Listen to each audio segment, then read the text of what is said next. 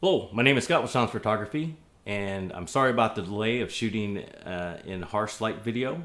After going over the footage, and I was losing my voice at the time, I didn't like the footage, so I'm going to be redoing it. And then in that video, I have behind the scene videos and the images I've taken with the V860, the 200, the 360, and the 600 out in full sun. Robert Hall has put out a video not too long ago, and it's a great video, so I recommend everyone watching that. I will post a link in the description below, and he goes over the working distances and certain modifiers that he used to test those working distances out in full sun. So I highly recommend that video to watch that.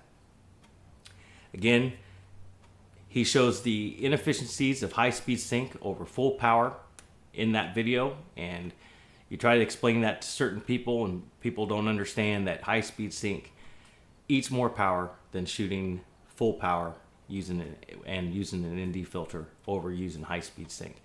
I mean, if high-speed sync's the only thing you got, then that's the only thing you got.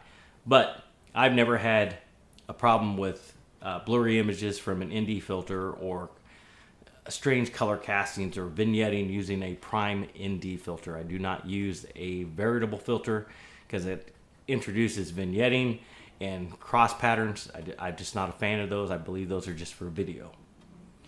Again, me and Robert have the same pet peeve, basically, of the definition of overpowering the sun.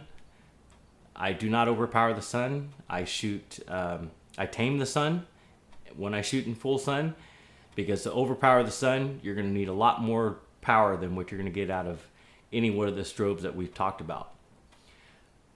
And to overpower the sun is basically like going into a studio and setting your shutter speed at 250 of a second, taking a shot with no strobes, and that image should be jet black.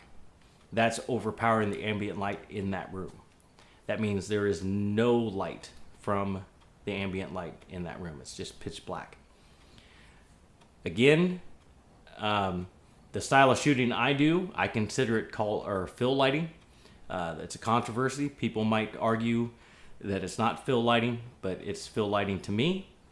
Because if I'm setting my camera up for the ambient light of the sun, that's my main light. And then I bring in my fill light to fill in the shadow side of the subject. Now, people, like I said, it's controversy.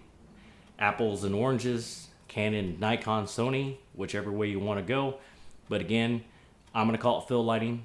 You can call it something else.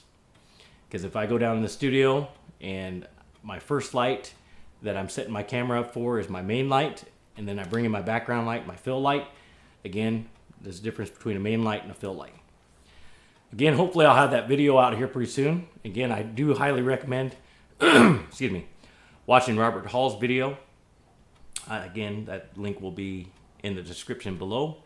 My name is Scott with Shoms Photography, and thank you for watching.